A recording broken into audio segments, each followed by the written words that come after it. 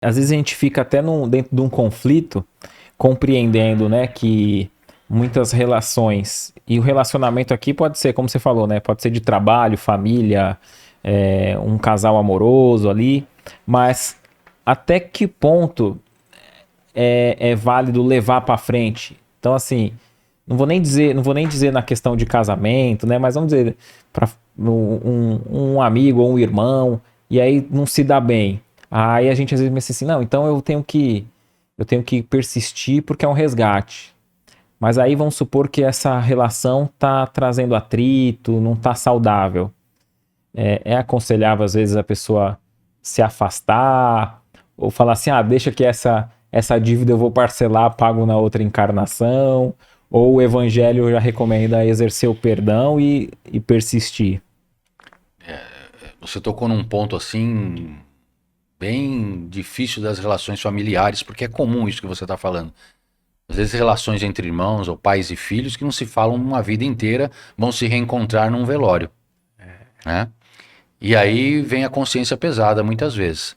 Então a gente voltando a falar, eles explicam para nós que perto de nós são colocados os espíritos que nós temos a maior necessidade de acerto.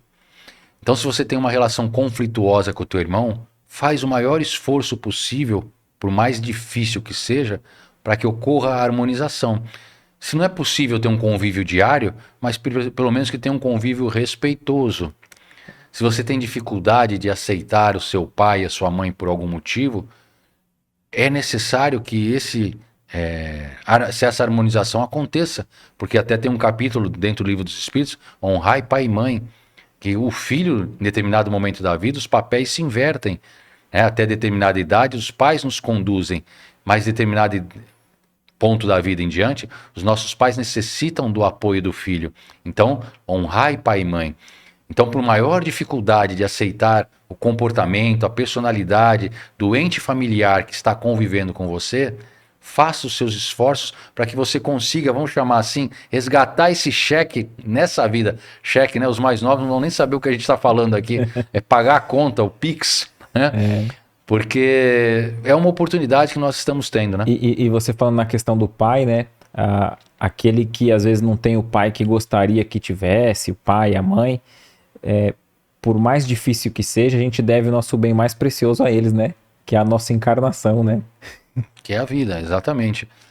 E às vezes você fala assim, mas eu não tenho condição de ajudar meu pai e minha mãe porque eu não tenho condição material, eu tenho uma vida difícil, eu trabalho 2 trabalhos, 2 turnos, não me sobra dinheiro para nada.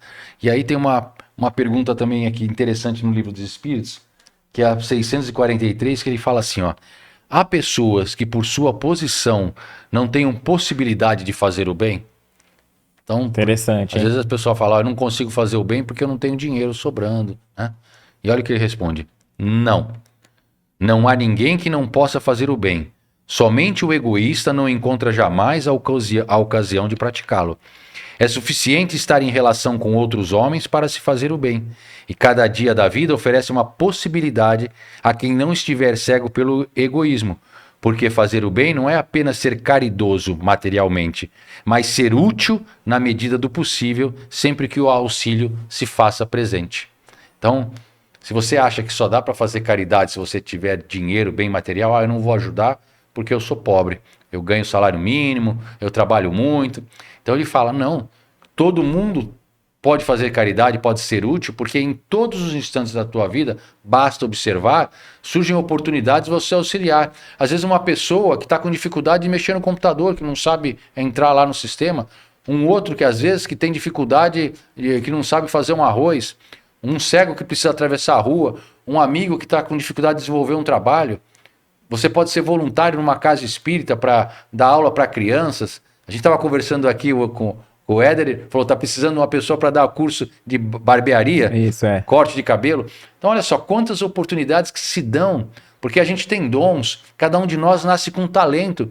E quando a gente retornar para o plano espiritual, vai estar o Pedrão lá na porta do céu, brincando, né? São Pedro com aquela barba bonita, e vai perguntar, que fizeste tu do teu talento? Enterraste ou multiplicaste? O que você achou desse corte? Coloca aqui nos comentários a sua opinião sobre esse tema. Para ver o episódio completo, é só pesquisar Recomeçar Podcast Espírita. E caso tenha ficado alguma dúvida sobre a doutrina espírita, é perfeitamente normal. Procure ler as obras de Allan Kardec.